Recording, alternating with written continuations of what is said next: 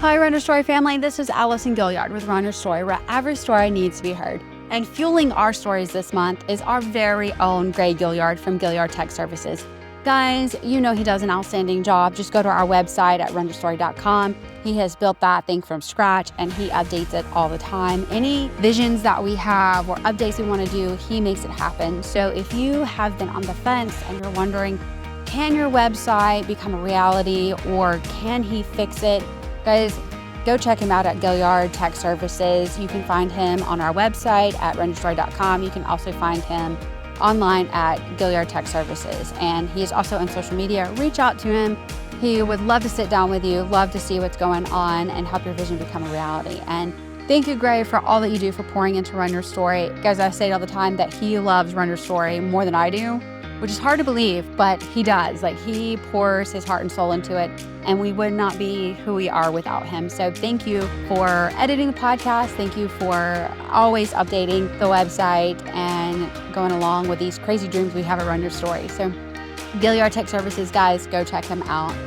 And wow, what a story we have for you. I do want to warn you guys that there is a very difficult moment in this story that my incredible new friend, Elizabeth Kalifeh Waters, shares. And she is an absolutely incredible human being and an overcomer.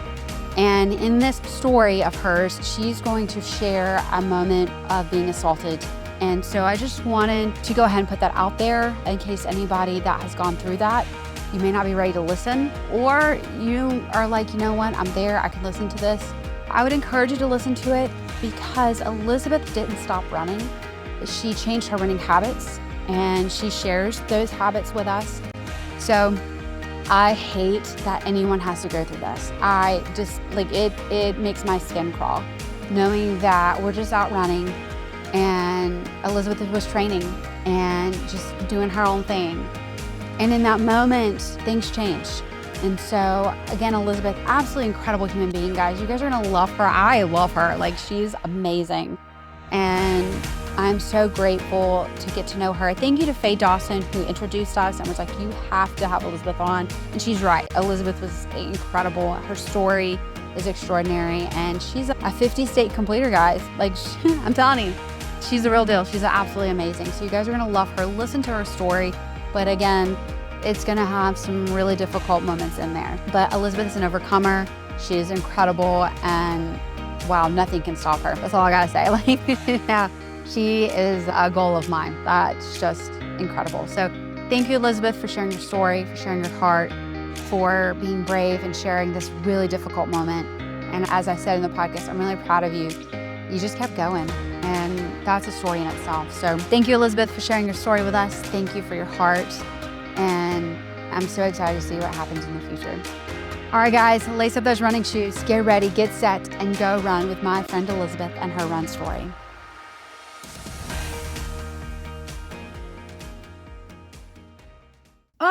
Thank you, Elizabeth. I'm so excited. Thank you for inviting me to your beautiful home.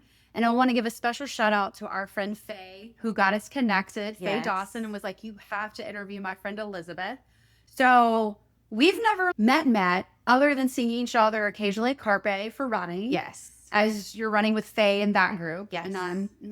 And then we found out we had a connection with Carousel Spinal Sport. Correct. So here we are, being all connected and everything. Like, who knew? Who knew? But I have no idea what your story is. So, Elizabeth, what is your run story? So it's probably a long run story, but I'm happy to share it with y'all. So funny enough, I started running in 2009. I was not a runner before. I actually attempted to run cross country when I went to McGill and was terrible. I had asthma. I quit. It was awful. And then I started running at the end of college and then post-college to just get some of the college weight off and stay in shape. And I had never run a race before. Went through a breakup that I needed to, we'd gotten together and broken up too many times. And New Year's Eve, I said, I'm signing up for a half marathon. Out of nowhere. I needed a goal. I needed something for this one. Okay. So I'd never done a 5K. I had never done a 10K. I was like, I'm just going to sign up for a half marathon. And I signed up with a friend, and I lived in Atlanta at the time. So it's now the Publix half. I think they still call it the Publix half. I'm not sure. I can't even remember what it was called. ING half back then.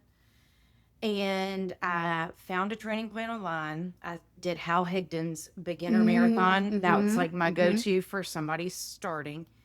Printed that off, and I'm type A. So took the highlighter on the refrigerator, even went on a cruise and ran laps on the cruise ship, followed it to a T. Ran my first half marathon in March of 2009, and then got the bug. I was like, oh, I'm actually not half bad at this. So, And in Atlanta, which is hilly. Oh my word. But you don't know what you don't know. That's fair. That's true. Not till I moved back home did I realize how hilly it was. And something in me, I was like, I'm going to do another one. And then I got this idea that I was going to do a half marathon or marathon in all 50 states. Whoa. So I have, at the time, I was single and I had nothing but time and money and flew everywhere. So I finished in 2018. And I've lost count at this point. I'd have to probably look it up. 70-ish plus half marathons and maybe 13 or 14 marathons. My word. In all 50 states. So, yeah. So, some states I've repeated just because of location or the race. Some states I still only have a marathon in. Oh. And then some states, almost all of them I've done a half. But there's a few that I'd like to go back and catch up and do some half marathons. So, yes. Wow. So, yes. Well, congratulations on that. Huge. Yes. That's amazing. But I think the crazy thing is I did it in 9 years. So I finished in 2018. So there were times that I was doing 10 plus races a year because I could. And it was so fun. That was like flying like once a month.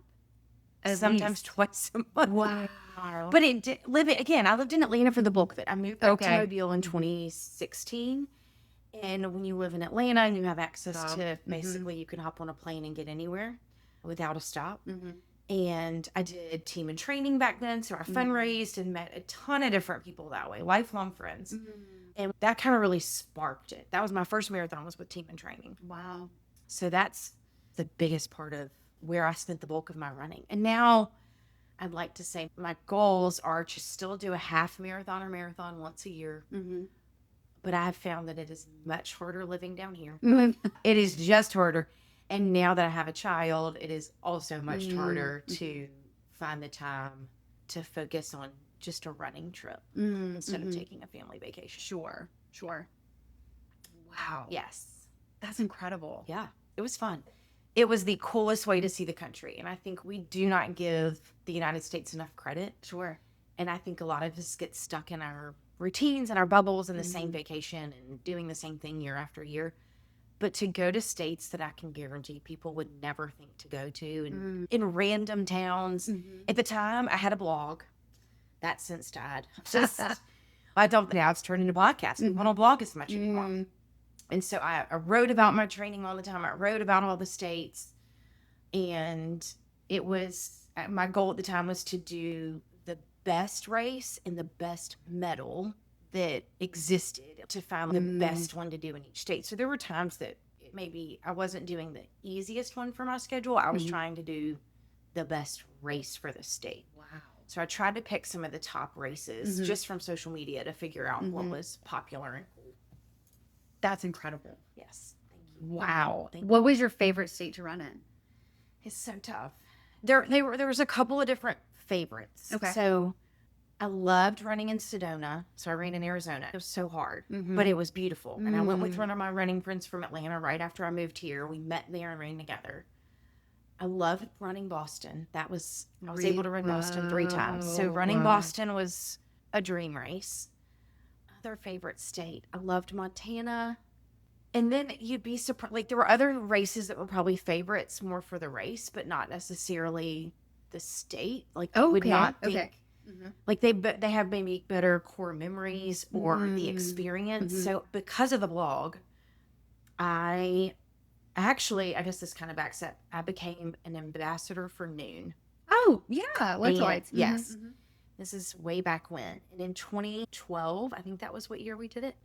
Back in the day, they had a contest, and as bloggers, you could apply to get on the Hood to Coast team. And so I did this whole video, did a blog post, submitted a video. I dressed up like a Noon tube, ran through Atlanta. Like, oh my gosh. Did some poses, did some video of like why I wanted to be on the team. And so I was chosen along with, I think there were 30 other bloggers from across the country. As well as you should have. It was super fun. That was like, It was like a no-brainer. like dressed up like a grape ninja, which is hilarious. And went out there and met all these women from across the country who became instant friends. And with that allowed me, like, a lot of them were willing to travel with me. Oh. And so we would meet in different states, and that's how we kept in touch. And we did different things that way, or we'd go visit somebody in their state, or if I was close enough, they would drive and meet me. So I was able to do a lot of the races with some of these girls or people that also had blogs. And so I made great running friends across the country with complete strangers, all from the internet. And we ran, there's one of my friends, she's still a close friend. We've probably run 15 plus races together since 2012. So it's been a great experience. So some of those were more just core memories of the experience in the state, like the one I ran the Hatfield McCoy race in West Virginia. Absolutely nothing there. There's not a lot there. But it was the most fun random race weekend, and I ran with two of my friends from the noon experience. And they have a half marathon in one state, half marathon in West Virginia, and then you could do the marathon, which hit 2 states. So you could pick which course you wanted.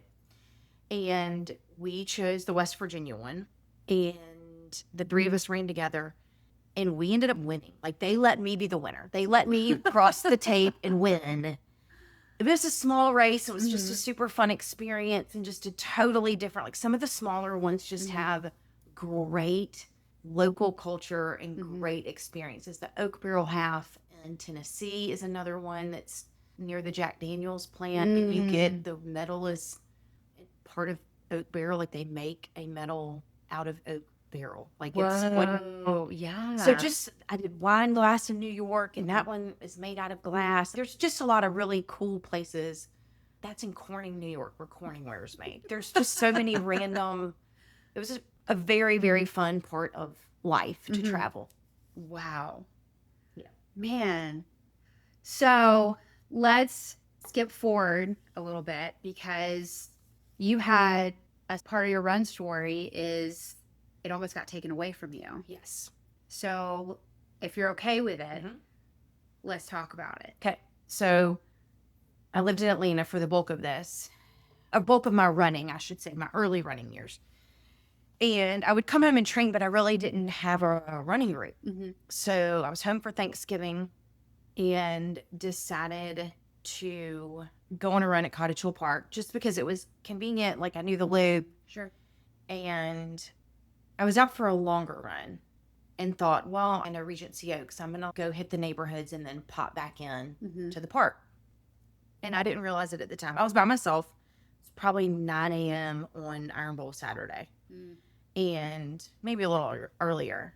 And I had gone into Regency, and I was listening to my music. I'm jamming out. I'm fine. Towards the end of my run, running up the hill back towards the park, and decided to turn into Savannah Trace.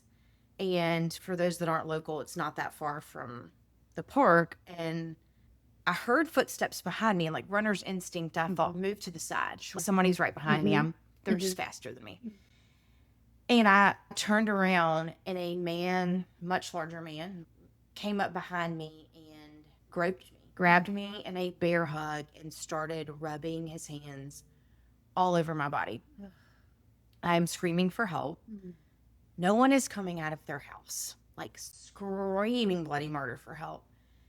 And I stand there in shock. He runs off, and I stand there in shock. Help me, help me. And I've always run with my phone, and I was so grateful that I had my phone with me. And I called my dad, and at this point, another runner who is funny, he's now part of the run group that I run with. He was actually on his bike and lived in that neighborhood at the time and came in. And I told him what happened, and he took off on his bike looking for the guy. Wow. And then 2 women who lived in the neighborhood came in, and they're like, "Are you okay?" They saw him chasing me in Regency, and I didn't know it. And they saw his running car and thought it was suspicious because they saw him running in jeans. So they got out of the neighborhood. The cops came, they took my story. Fast forward, the news had picked up my story, and luckily the neighborhood, they just had cameras installed. So a camera caught his image. It was shared on the news. And at this point, I go back to Atlanta. There's nothing I can do. And like I had somebody reach out to me on social media. They thought they had maybe been assaulted by the same guy, but they didn't know. They had been running on a different street a few weeks earlier. Same sort of situation. And 2 other women came forward at the time. They recognized him. He had assaulted them in their front yard. Turns out he had been arrested 6 different times, 2 different times, like 3 different charges each time. So we were the next set of charges, and they had escalated over time, each time. He started as a peeping Tom. So they came to my door to show me when they found him, arrested him, came to my door in Atlanta. I had to pick him out of a lineup, and then I had to come home and testify. And it was a long process. He went to jail for several years, and I've stopped checking. I know he's out, but it was interesting at the time. I don't know what part of me, I look back and think that this was nuts, but I think I did, like you said, I did not want him to take it from me. I finished my run. Whoa. I went and finished like the last mile or 2. I think had I not, I don't know that I would have kept running. And so from there on out, you will very rarely find me running alone. Very rarely. I do not like to run alone. And people always say, oh, don't run in the dark. I'm like, no. It can happen at any time. And I'm not a huge fan of pepper spray because I tell people this, you really need to take a self-defense course, because if I would have even had pepper spray, I wouldn't have been fast enough. Sure. He was bigger than me. He was stronger than me. He could have used it. He came up behind you. Right. Yeah. And so I think it's so important to actually know how to protect yourself. But I always encourage people to run in a group. I just think you're better off. And I still, to this day, run with my cell phone. I just prefer to have it on me. I feel better having it. Sure. So that if something were to happen. But yeah, no, it has not stopped me. But it has changed habits.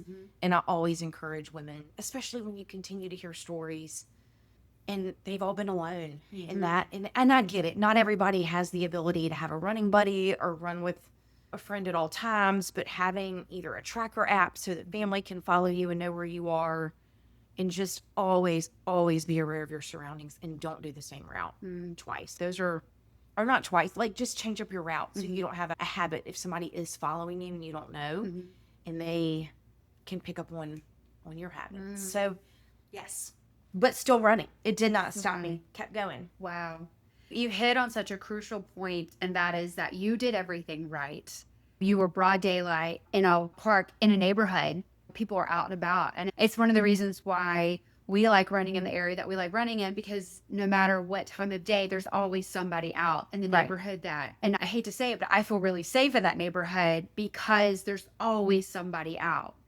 And to know that that can be taken away, even though you did everything right, that's heartbreaking, because you're like, well, what could I have done different? And it comes to nothing. Right. You just were out training, enjoying being outside, and someone tried to take that away. Yes. I think it's so much harder as women. It tends to be women as the ones who end up being attacked. And I don't ever want to give up. This is my passion outside of my family, outside of work. This is where I like to spend my free time, is on the road with friends, running.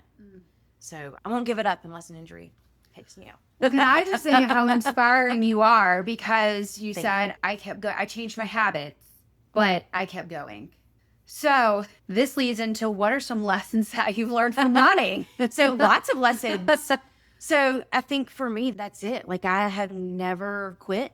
I've had a labral tear and had surgery, came back and kept running. And I think I've learned I'm so much stronger than I ever thought I could be. Whether that's pushing myself in a race, getting a PR, continuing to run, coming back from labral tear surgery, and realizing that if you put your mind to something, you can accomplish it. You can. You just have to believe in yourself and put one foot in front of the other and keep going. Oh my God. You were like my new best friends. All I gotta say, I'm like such a fangirl right now. Oh gosh. Thank you. Oh my goodness. I kind of want to change. Normally I would ask, what's your favorite race? But we hit on that with like 50s. So do you have a favorite local race here in the area? Oh, that's tough. I'm so bad about not doing as many local races. This is where I have to, if I can be candid, I don't know if I can begin to Go really ahead. get muscle Begin. control. I think Mobile has so much running potential, and I just wish that we could update some things with chip times. And I think if we could build up this running community, we could pull more people to want to come to Mobile and do our races.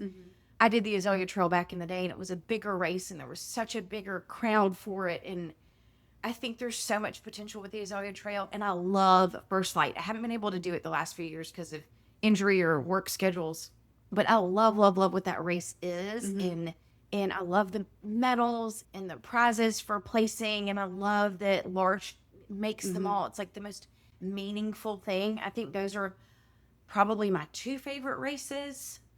I've started doing more fun runs with my little one, and so I've gotten him into doing little 1 milers. So it's been fun to do. We did the Moon Pie Dash, and then we did the Bunny Bolt last year. So I'm getting him into running because he sees me running on the treadmill. He knows that I'm going out for a run. So I love instilling those habits. But I think my two favorite are Azalea Trail and Firstlight, just because they're the core and the oldest, at least for me. I'm not a huge 5K person. I will do them occasionally. I probably should push myself more. It's like the 5K pain train. But like 10K, I really enjoyed. Like I did well in Azalea Trail this year, but I have not done a 5K in probably 5 or 6 years, maybe longer. You should do the Battleship 12K. Have you done Battleship 12K? I haven't. It's like this. It's always the same thing. It's like something has always happened with my schedule. Elizabeth. I think did it sell out last year? It's November 16th of this year. Okay. I'll put it on. Go ahead and register. It's so good. I don't even know. I have to think if I've even done a 12K. Like that maybe I did way back in the day. But I do. That's a fun distance. That's a good one. Like yeah. And it's point to point. So there's no turning around. Yeah. I have plenty of friends who love it. It's a great race. It's my favorite. I'm just saying. Yes. Yeah. I'll put it on the list. They have good medals too. They do. They're huge. Yes. They're big. Yes. Yeah. And this is their 10th year. Oh, this would be a year. Yeah. You should do it. Yeah. I was looking at a marathon that weekend, but I think I'm going to push the marathon to January. So that would be a perfect placement. There you go. Yeah. Do it. I'll do it with you. I'll be like, hey, Elizabeth. Keep going. So you've already said that you're type A. Yes. So I know you have a routine. I do have a routine. What does that routine look like? Right now, I'm really working on strength training in addition to running. So I am lifting weights 3 to 4 times a week.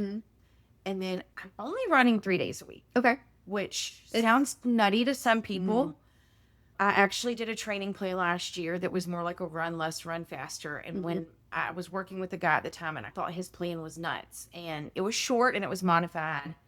And the max I ran in prep for this marathon was maybe a 12 or 14 miler, but back to back. So like a Friday 14 miler, Saturday 14 miler at race pace.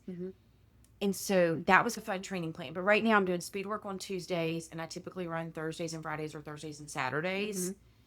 And depending on my next training plan and if I'm going to change it up and see what I'm doing, what I want to do, I may add another day in there. But I've enjoyed lifting weights. I think at my age, I need to.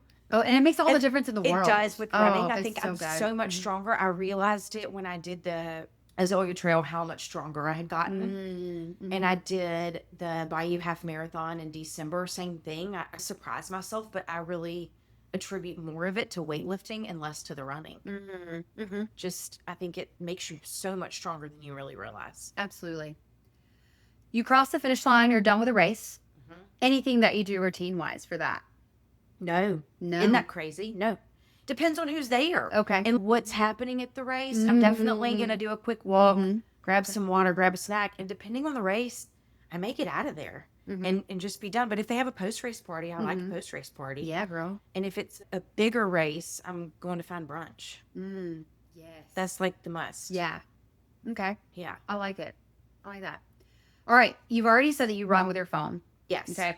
But do you have another favorite item? Like you will not hit the pavement without the side. Oh, go ahead. A visor. I'm always an visor. Okay. A hat. I used to do a hat, but I think it holds in too much heat down here. I need my head to breathe. And then I run with my run belt, the flip belt. I love the flip belt because it holds my phone and it holds everything I need. Those are my two musts. Do you have a favorite visor? No, I rotate them. They're all from different races. Okay. I think I have 2 or 3 Boston ones and then my Marine Corps one. And those are my, like, rotation visors. Mm-hmm. But mainly because not enough races make a visor.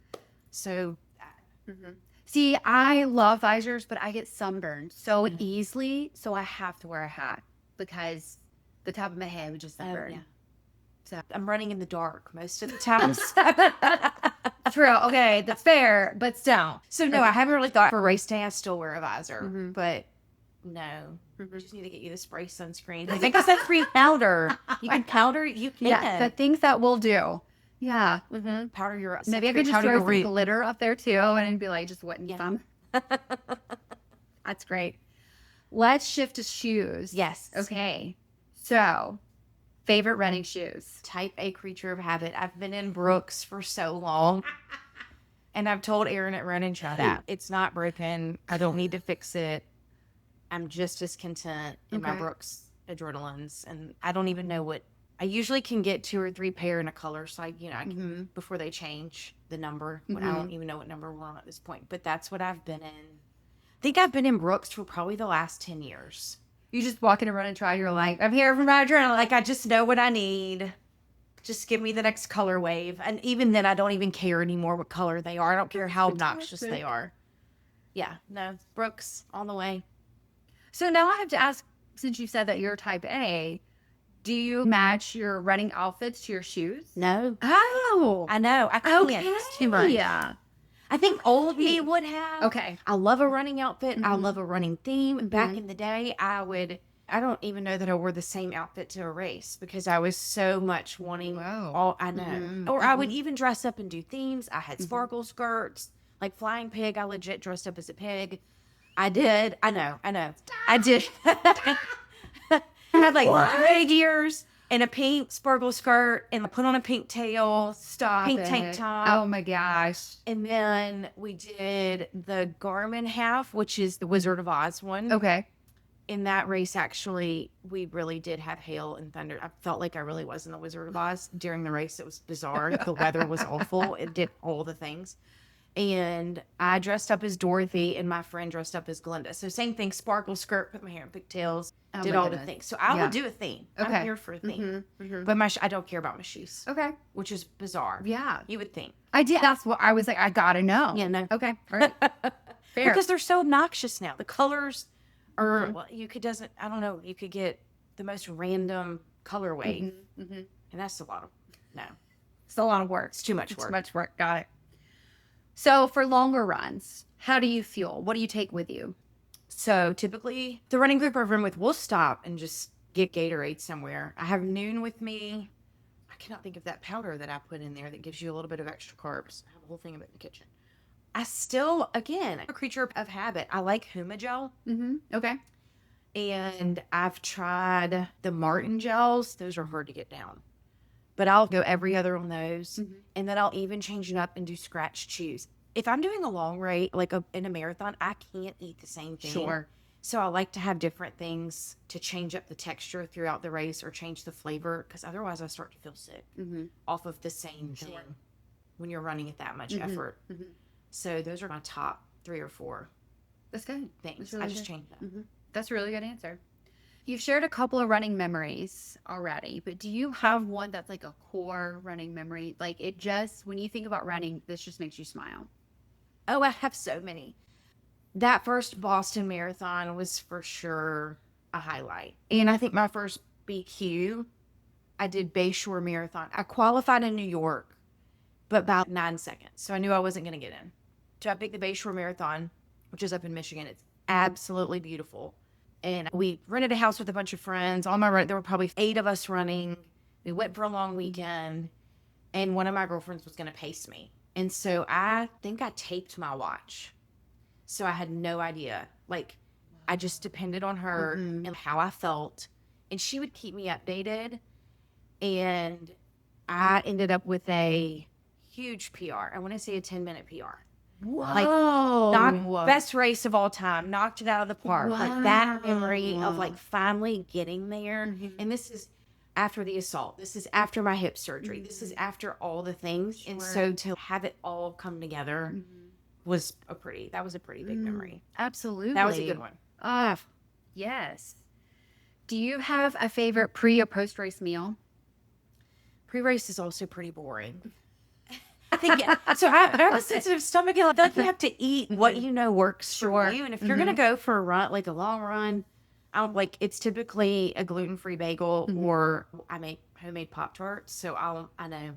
Oh, Do you follow what? Do you follow Featherstone Nutrition? Do you keep up with her? She's incredible. Okay. She has like a runner's cookbook. So these are Wow. they're not that fancy, but they're a great. They're good.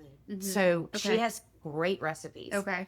And she has a couple of different online little cookbooks that she shares. And I've made some of her meals, but she's got a lot of even snack foods and race prep. And I have followed her carb loading plan the past couple of races and realized probably for years I was under carb loading. Like you can go on her website, calculate out, you put in your goal, put in your weight, put in all these things, and she'll tell you how many carbs you need to eat for the 3 days prior. What? And then it's awesome. Wow. So it's great fueling plan. Okay. So I like her Pop-Tarts and that, or I'll do a gluten-free bagel with peanut butter. And then my post-race, again, same thing. It depends. It's either brunch or cheeseburger. Those are like, if I'm doing a big race, like I want a cheeseburger. You know what's great about brunch places though is that a lot of times they have burgers. Yes. So yes. Okay. So it depends on the distance and what time I'm done. But I'm also going to be happy with pancakes or a waffle. So now I got to know where, since you've been all over the United States, who's had the best burger for you? That's a really good question. I'm trying to think if I could tell you where I've had the best burger or some of like my best post-race meals. That's a tough one. We did it wasn't even a burger, but we had post-race brunch in Big Sur. And there were some really good places in Carmel to eat. And then I do think we had a good burger in Arizona because there was a brewery that had great food there. And then I can remember my post-race meal after New York being great. But also I think because it was very windy and very cold. And I think I was just so hungry. And that race is so difficult. The late morning races throw off everything. Sure. Because you're not used to running at 10 in the morning. Sure. And you had to be there. Right. And you have to be there. Butt crack of dawn. Right. And I wish I could remember the name of the places in Boston. Because we would always go out after.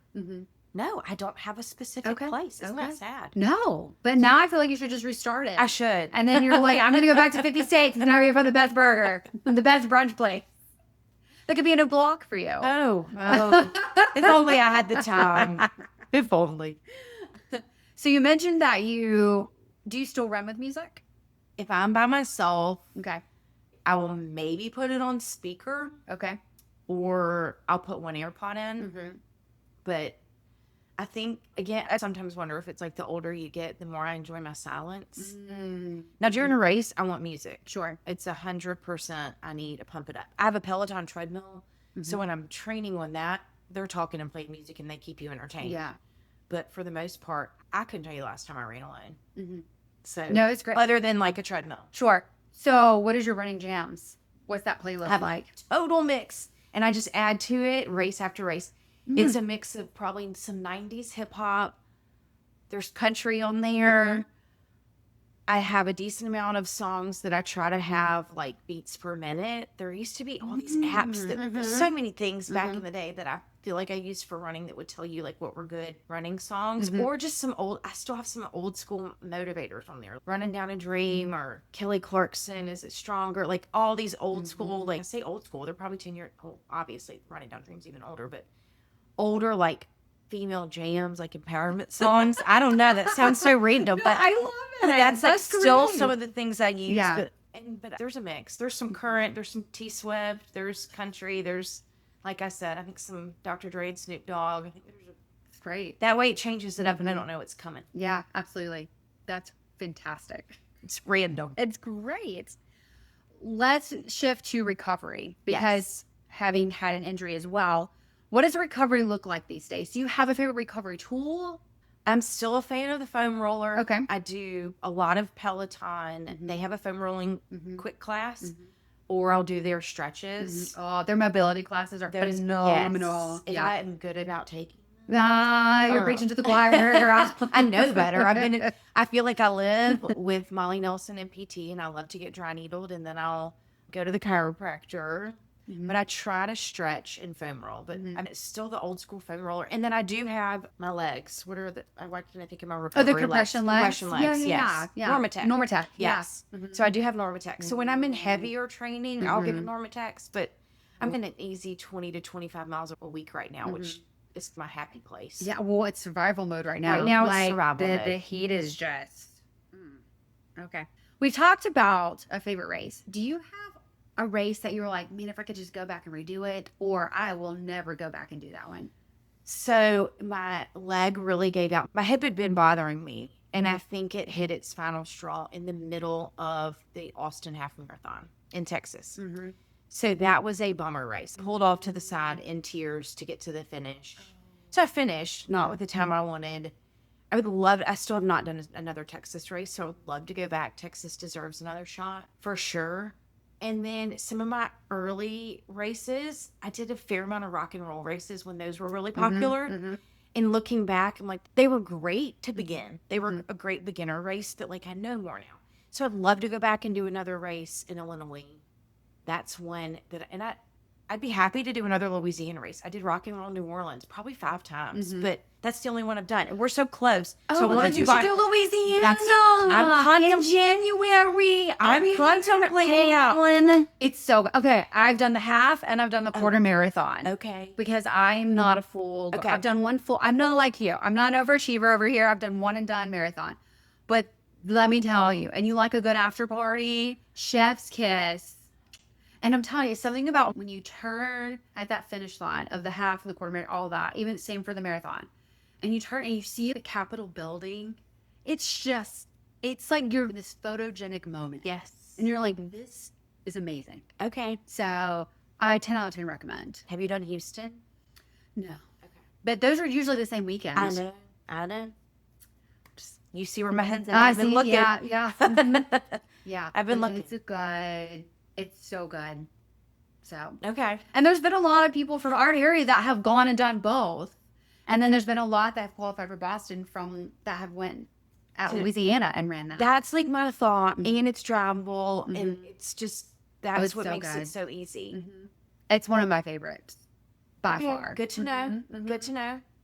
Because there's so much, it reminds me so much of that area that you run. Reminds me of running in Mobile. Okay. Because you have people that come out. It's like Azalea Trail. Okay. You have people come out and they're cheering you on. Hey, you want a mimosa? Hey, you want a fireball? Hey, great job. I heard the quarter marathon people were like, you want a beer? You need a beer? And I was like, no, it's fine. I'm just trying to survive this.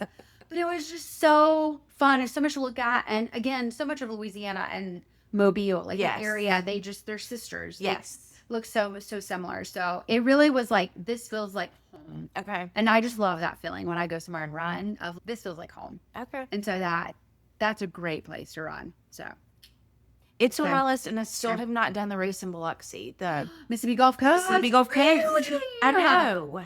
It's just where it's either fallen with because it's in December, so holiday parties, or if I've done a different race and it's I'm in recovery mode. It's only an hour away. I know. That's why you just do it. You do it. And again, those medals. And you finish in the Shucker Stadium, baseball stadium. I didn't know that. Now you got to walk up the stadium to get out.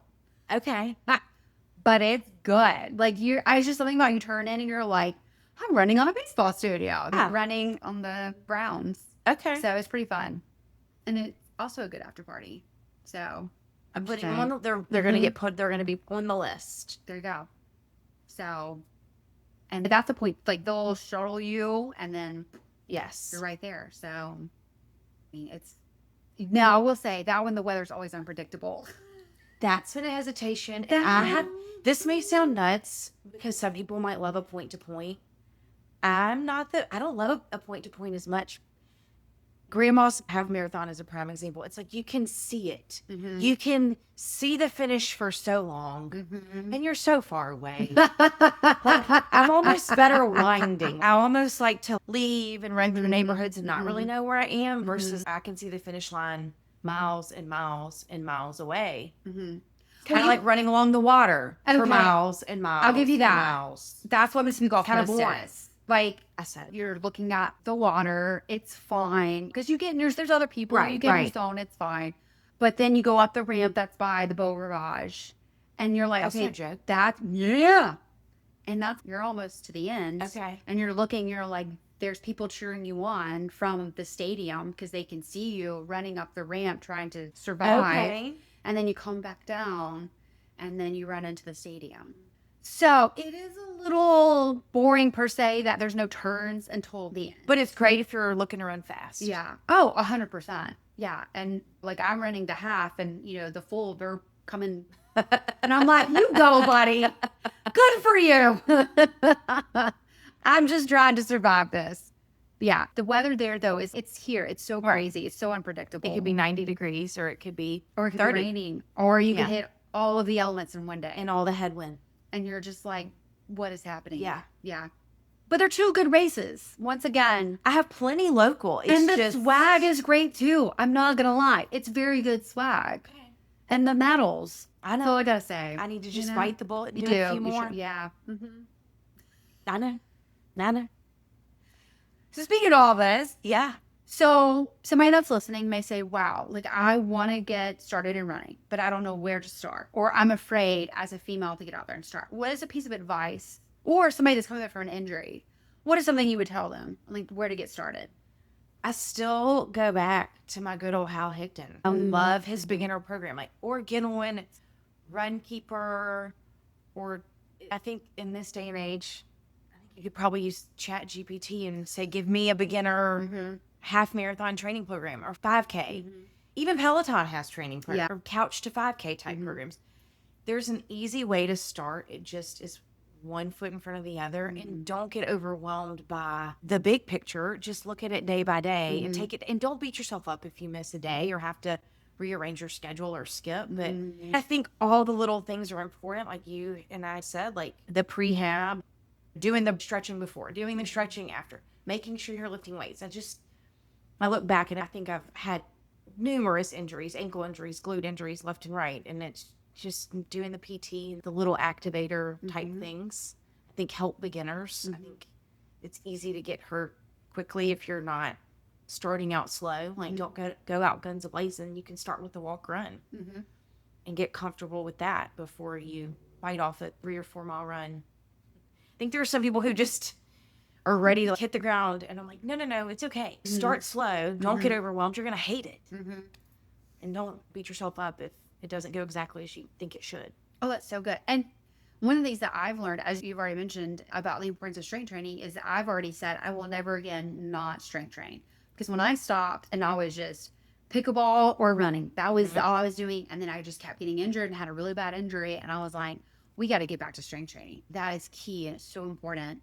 And then as we've also talked about, it's so hard right now. Yes. Your training changes. Yes. And it's got to be flexible. And when, it's 110 degrees outside, as you said, you can't go out guns a-blazing. We talked about that this morning because I had seen friends on Strava that had that weather, like it'll tell you with the weather. I'm like, how do I get this? So they finally, it was down for a while and they've updated it. It's, I think, called Dew Point or Do something.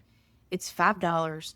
I added it to my Strava this week, and it actually gives you the real feel, like the true feel pace and like what your pace equivalent is in this heat.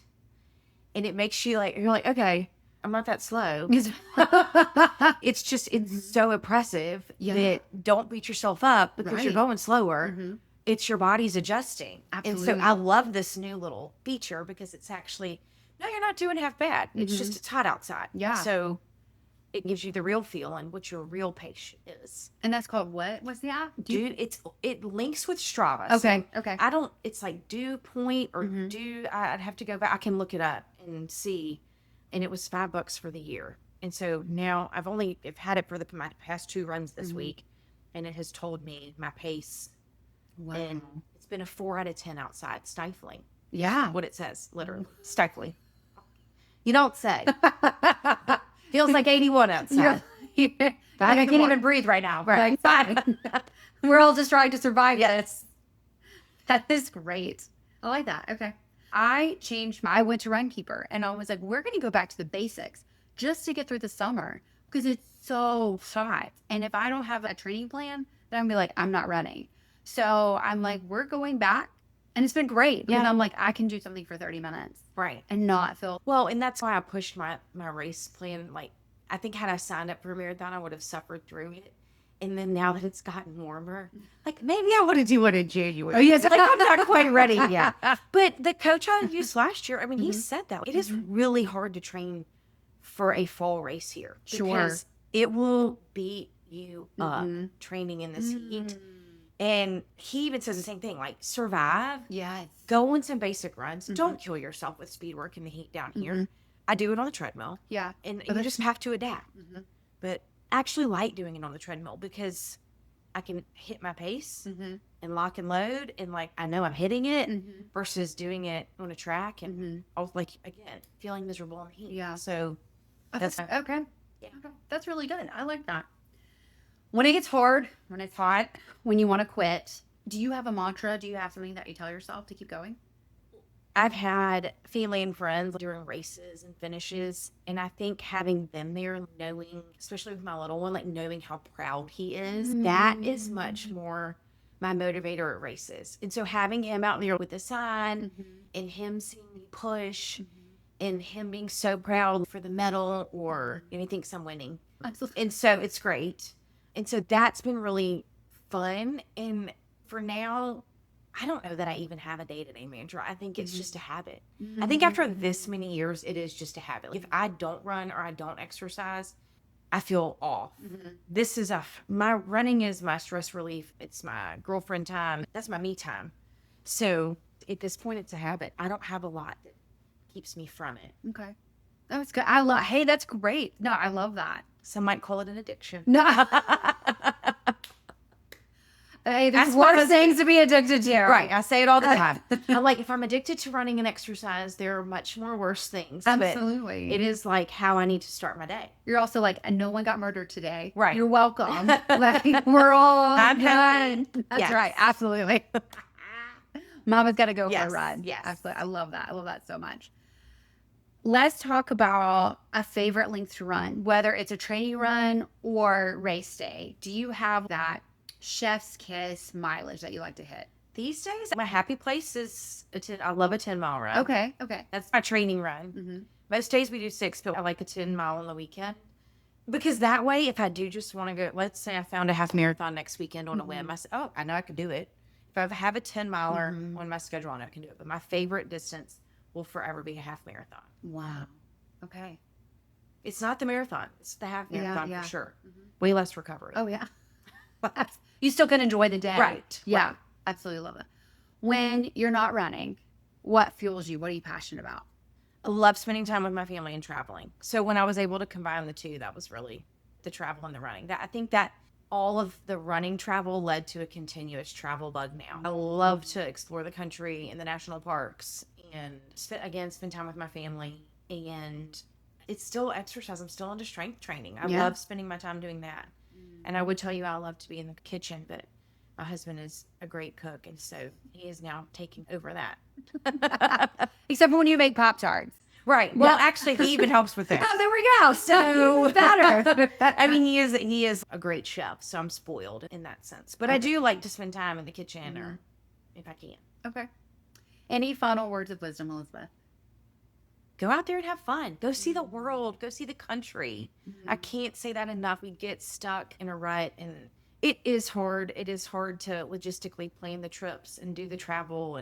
But if you're a runner, I highly recommend finding a state that you've never been to, that you think, well, that might be fun. Find a race and make that the reason you're going, and then plan your trip around that.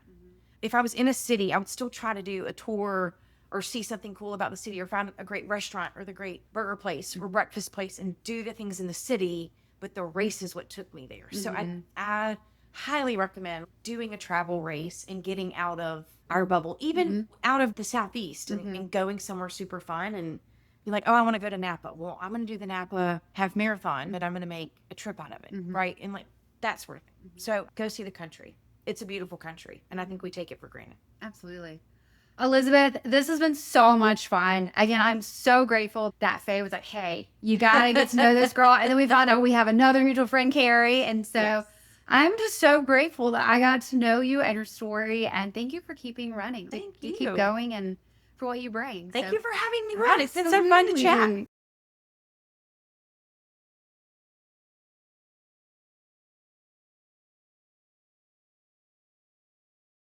Don't you just want to go run with Elizabeth now? Like, what an extraordinary woman, what an extraordinary runner, what an extraordinary human who has gone through all these different seasons of life and has come out one of the strongest people that I've met. Just absolutely phenomenal. And as I sat there and I listened to her story and all the advice that she gave, and then how running has changed in the sense of, now it's become a racecation, or now it's also becoming the 1 mile run with her baby. It's all those things that I think that make up running at its core. That we say all the time that we don't try to make our life fit around running. We put running into our life. We make running fit where it needs to. And I think Elizabeth is doing that so beautifully. And as a reminder that we can still do anything as moms, and it's important, and there's nothing cooler than having your family at the end of a finish line. I can tell you, I miss that. I miss those days of my littles being there and saying, go, mommy, go. So you guys are going to do incredible things for parents that are out there who are running. So keep it up, keep going. And I'm so thankful to Faye for introducing Elizabeth and I. What an incredible human being. So thank you, Elizabeth, for your story. Thank you for your heart. You're just absolutely incredible, my friend.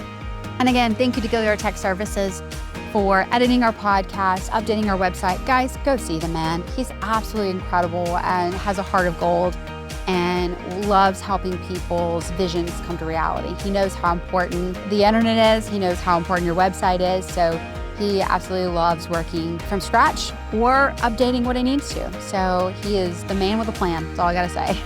So thank you, Greg Gilliard from Gilliard Tech Services, for believing in Run Your Story and for what you do for so many people when it comes to making their vision a reality online. So thank you so much for that. Our Patreon family members, I love and adore you guys. Thank you so much for making this possible. We would not have made it this far without you, and I can't wait to see what the future holds. And I'm just so grateful to have a community that believe in us. That's pretty rad. That's pretty amazing. So thank you for making this possible to our Patreon family members. Thank you so much. Guys, make sure that you like, share, and comment. We want to see Elizabeth's story be shared. We want to make sure that anyone knows that running is for them, and that it doesn't matter what season you're in, doesn't matter what you've gone through, doesn't matter what your story is, how it started, what chapter you're in. All that matters is that you hit the pavement. And so thank you again to Elizabeth. Thank you to our listeners. Thank you to people in our community that believe in Run Your Story. It means more than you could possibly ever know. So until next time, guys, go lace up your running shoes and go run your story.